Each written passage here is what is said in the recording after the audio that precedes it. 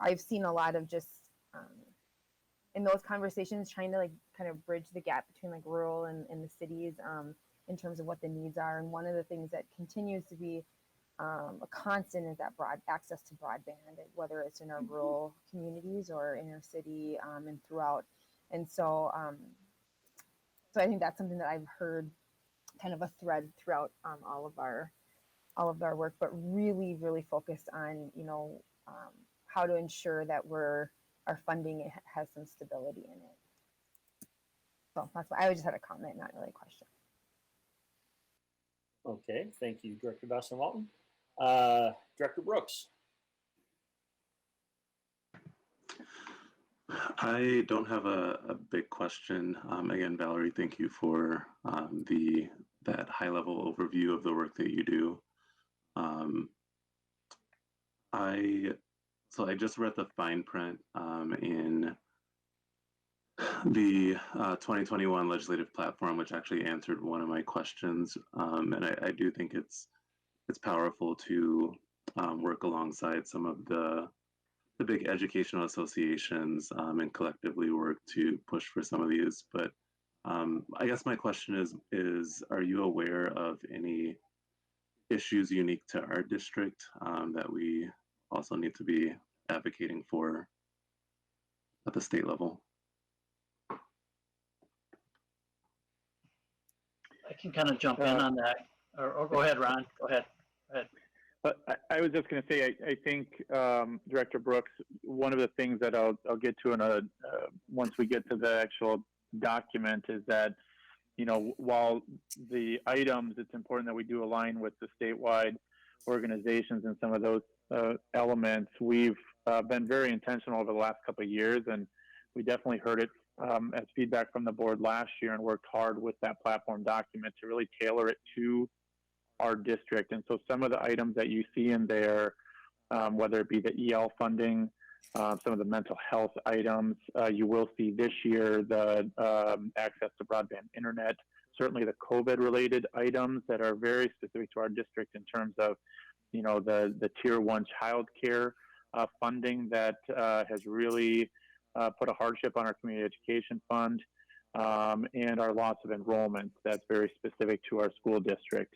So we've tried to tailor it specifically to some of our needs and to call that out in the document, and at the same time to let our legislators know that you'll see at the bottom of that document that these items also align with some of those statewide organizations as well, even though they're very specific to our situation at OSSEO. I'll just add to that. Thank you, Ron. You kind of teed it up nicely for me. The specific impact for us on loss of enrollment and the impact of our compensatory education dollars being hit too. So my update tomorrow too, I'll forward on the message that I forwarded on to our legislators around the specific impact to us in our district, because they're hearing about it around the state, but they need to hear from us on the actual financial impact it is to us on those. So Valerie and Ron helped craft some language to use to reach out to each of them individually. Okay, thank you.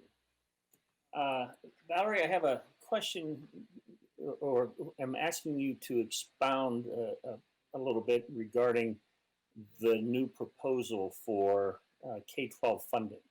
And you said it's going to be very expensive. Could you tell us what some of the main items may be that we should be looking out for in the future for this reconstitution of the funding?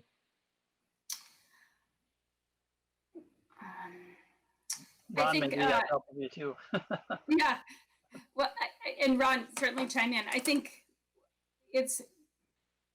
they're trying to make a very complicated system less complicated, and they're trying to make a system that's more fair and equitable across the geographic region, so there's not as many disparities in like the use of property taxes or how challenging it might be for a district to rely on use property taxes to provide something. So in regards to the simplicity point, they want 80% of the funding to be based on aid and 20% of the funding to be based on levy. Is that correct, Ron? And then they also are trying to make the special ed funding formulas more simple and to try to lower the cross subsidy. And then there's some other components that are included regarding paraprofessional training. They are fairly quiet on early childhood. They have some suggestions, but they don't have any specific, they have a couple of suggestions, but they say more work needs to be done and they don't have any recommendations about expanding early childhood to more 4-year-olds. I should have had my executive summary in front of me.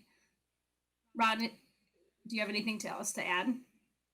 Yeah, I don't, I'm kind of like you are, Valerie. I don't have anything at the tip of my brain and tongue on that, but I think what we can do is try to put together a summary and send it out to the board on the key elements, Cheryl Staffy, for board members to review. And again, they just rolled it out here within the last month or so from that work group, and so there's still some determination on what is actually going to be brought forward in the legislature. So we can get you a summary of that. Okay, thank you both. Let's do another round of a question. Let's again start with Director Douglas, if you have any.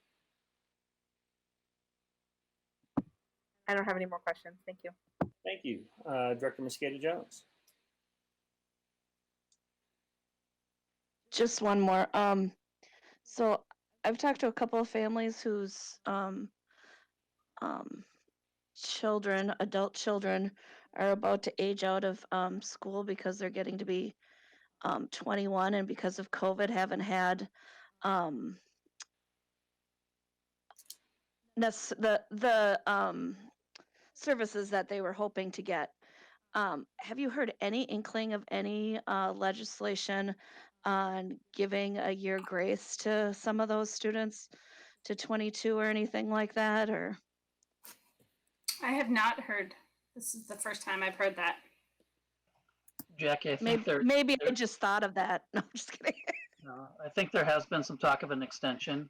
Sure. I don't think it's been formalized yet, but I think that has been raised. Okay.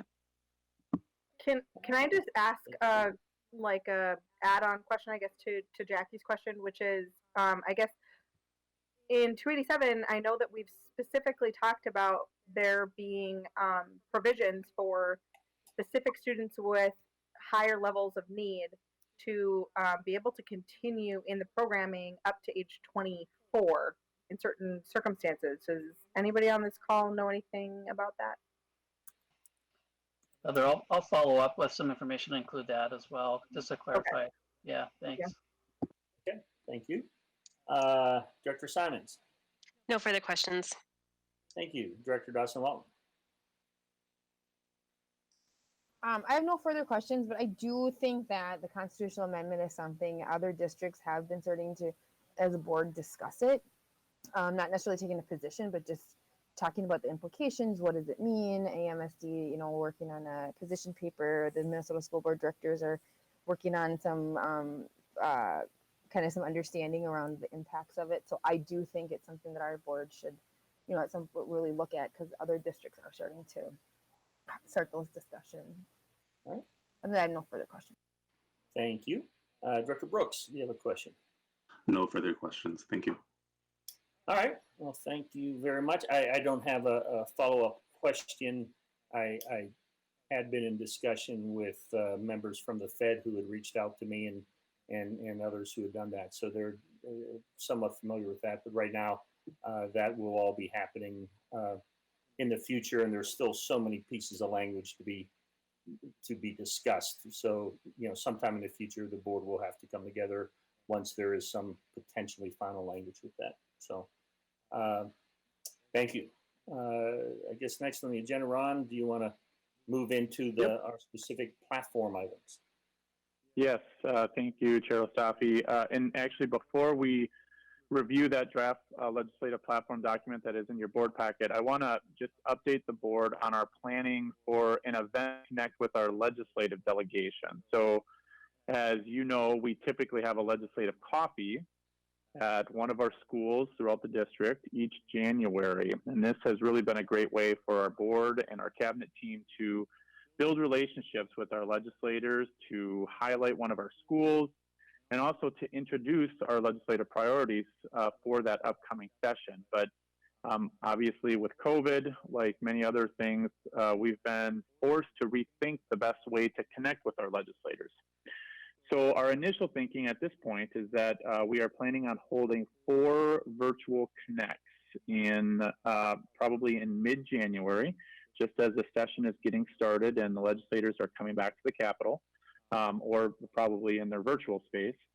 And we will invite each of the legislators to attend one of those events to hear some of the work that we're engaged in, to hear about our priorities for this upcoming session, but also to ask any questions, whether it be of our school board, our leadership team, really to gain a better understanding of our work and also the areas that they can partner with us.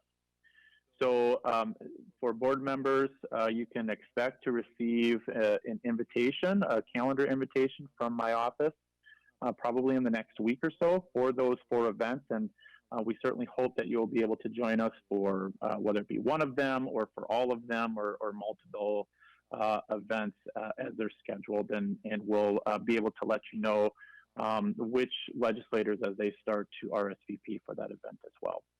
So now as we turn our attention to that legislative platform, I believe it's page 22 of your board packet. And you will see a draft version for the 2021 legislative session. On the front part of the document, which is page 22, just like in past years, you'll see some important data for our school district. And this data has been updated to the most recent data that we have to help. Really what it does is help to give our legislators a sense of who we are as a district. And then if you turn the page, which is usually is a 2-sided document, but if it's on your board packet, it's page 23, you will see there the actual priority items that we are proposing to focus on. So this year, we did things a little bit different in our process for developing this draft platform. We really sought to be more proactive in the creation of this draft. And so we decided to engage our board members a little bit earlier. Typically, this December work session is the first time that board members saw that initial draft or had any input into that draft. And then we took it and crafted the final version from there. But we decided this year to try to engage our board a little bit earlier. So if you recall, we sent out an online survey probably a month and a half or so ago to our board members and also to our cabinet team leaders to really get that feedback on what are some of those potential priorities as we go into this session, knowing that there's certainly a lot of work that we've been engaged with through the legislative component for a number of years, but also some very new and some very urgent priorities that we had. And so we did that survey, and I just want to thank our board members and our cabinet members for taking that time to give the feedback through that survey, because it really has helped to create the basis for this draft that you see before you this evening. From there, I met with Valerie and then also Director Dawson Walton, who is our legislative liaison, and we reviewed all of that feedback, and then we really tried to integrate it into this draft platform document. So my hope is that as you look through this document, you'll see the feedback that each of you gave towards this reflected in this document. So as we look through the document, as you see, we've placed a heavy focus on responding to the impact of COVID. This includes addressing the financial impact related to the loss of enrollment. You'll see kind of in those first couple of bullets. And also the decrease in our free and reduced lunch applications, which does have an impact on our compensatory and some of our other funding. As well, we address the impact from the state requirement of offering our free childcare to Tier 1 employees, which I talked about a little bit earlier. This obviously has a significant burden on our community education fund that we've talked about multiple times over the last 9 months or so. It also seeks additional funding for mental health supports through our Safe Schools Levy. So that Safe Schools Levy We get funds through that. You heard a little bit earlier, some of those funds go to support our SRO work. Some of it also is used for mental health. And so we are seeking some additional funding for some additional mental health supports that, as you know, those mental health concerns have been a focus in our district for a number of years recently, and those concerns have been even elevated even more through this pandemic. So those are things that came through that survey pretty strong. The next section down will look familiar to you in that it's very similar to last year's priority, specifically on stable, predictable funding. One nuance, though, that I do want to draw your attention to is the inclusion of supporting efforts to ensure families have access to reliable, high-speed internet. Director Dawson Walton spoke about that just a few moments ago. The need for access for all families and students has been very clear through this pandemic and the transitioning from one learning model to another. And so again, that's one of those pieces that came through that survey. The remaining items, as you look down the document, including having the flexibility to use LTFM funds to support facility safety and security elements, the support of initiatives that promote and assist in the recruitment and retention of teachers of color, and reducing mandates have remained relatively unchanged from last year. You will also see, as you read throughout the document, some minor language adjustments that really help to align the platform with the work that we're doing in the district. And again, some of those language adjustments you'll notice, especially if you are the one that submitted them through the survey, is direct feedback from each of you.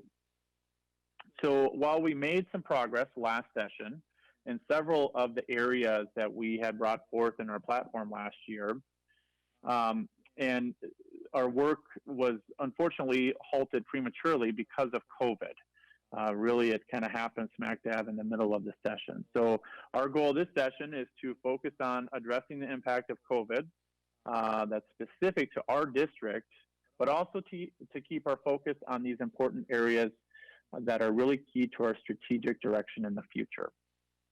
So our next steps with this platform, after taking any board feedback tonight, would be to make any tweaks or adjustments and then bring the final proposed platform document for approval at an upcoming board meeting.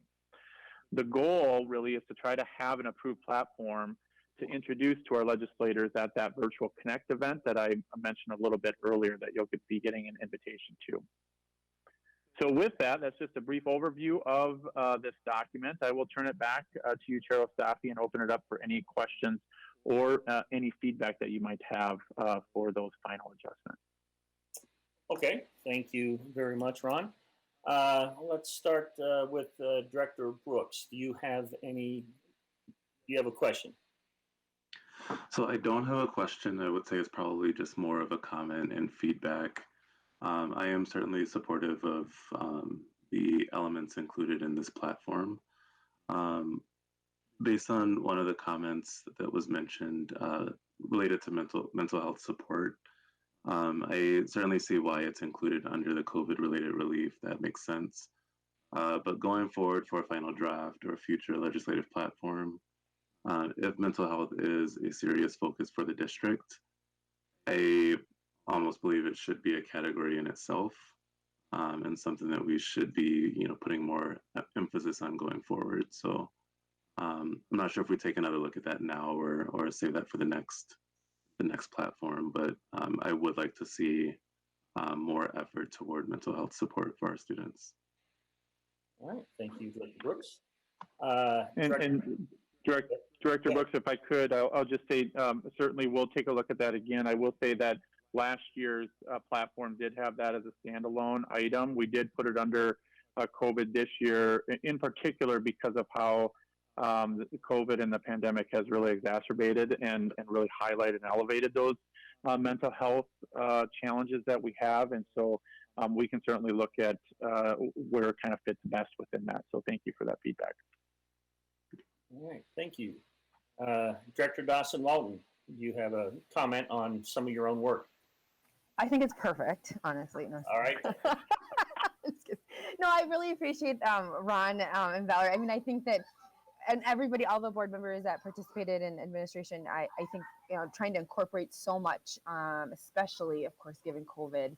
I think we did a really good job of trying to just really elevate what the priorities are. And then also, Ron, I know one of your approaches is also to kind of keep some things on there that we want, in the future, even though right now we're focused on COVID, but to keep some of the like LTFM and things like that still there and relevant, because we know that we are going to get through this and we're going to still need resources and to kind of earmark some of those priorities. So, all right, thank you, Director Simons.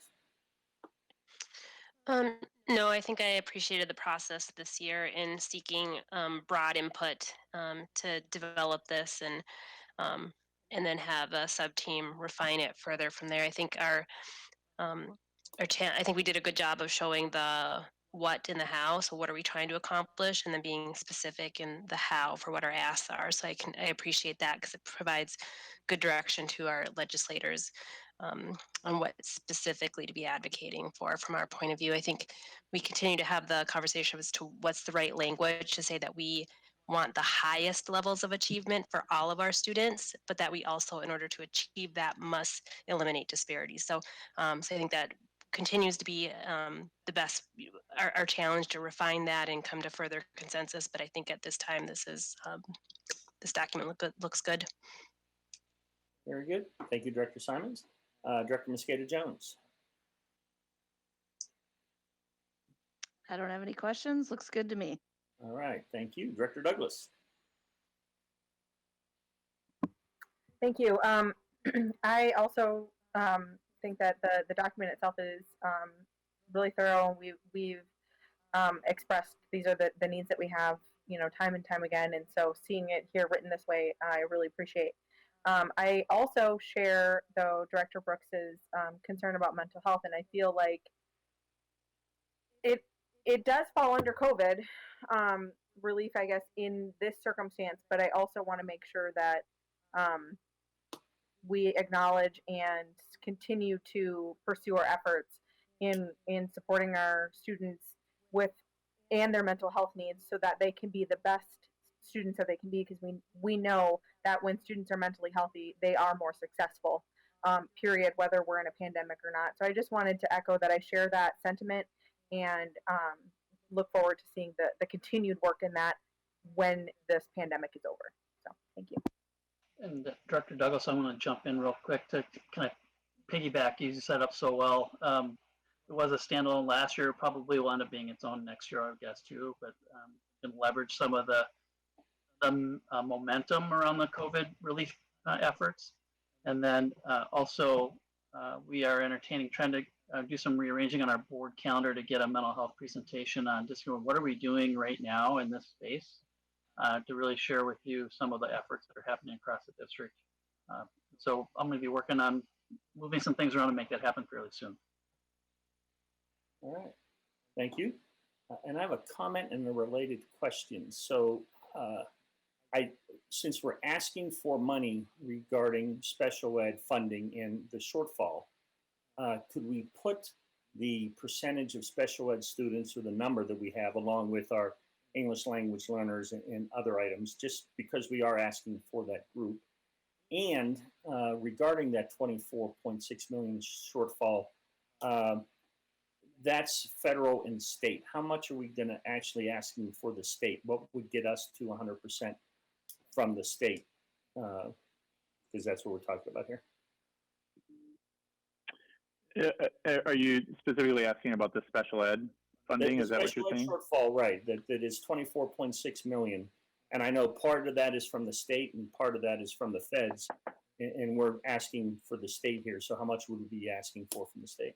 Yeah, and I can get you that number. There's a calculation percentage-wise of how much. I don't remember offhand what it is that the feds committed to, and then haven't kept up their part of the bargain. So we can figure out what that difference is from that 24. The MDE is the one that puts together that cross subsidy calculation. The 24. What was it $24.6 million. So I can do the calculation on what the breakdown between the federal and the state portion of that is. Okay, thank you. And the other piece, Cheryl Staffy, I will say, and I think we can put it in that first page. We do have the percentage of our English learners on that first page. Right. And we can certainly put the percentage of special ed as well. Okay, yeah, I just comment on that because we're asking money for both groups. So. Yep. Okay, thank you very much. That's my only question. Do we need a second round, or I think we're all pretty good? So Chair Staffy, what I would recommend is listening to the conversation to probably bring this forward to you next week at the regular meeting. If we can get some of those small adjustments made so that it's finalized in time for, we're going to come back from winter break, and those legislative session events are going to be right in front of us. So it'd be nice to have it finalized in front of those 4 scheduled events. I think that timing is fine. Yep. Thank you. Okay. Cord, do you have any other comments regarding tonight or any other things?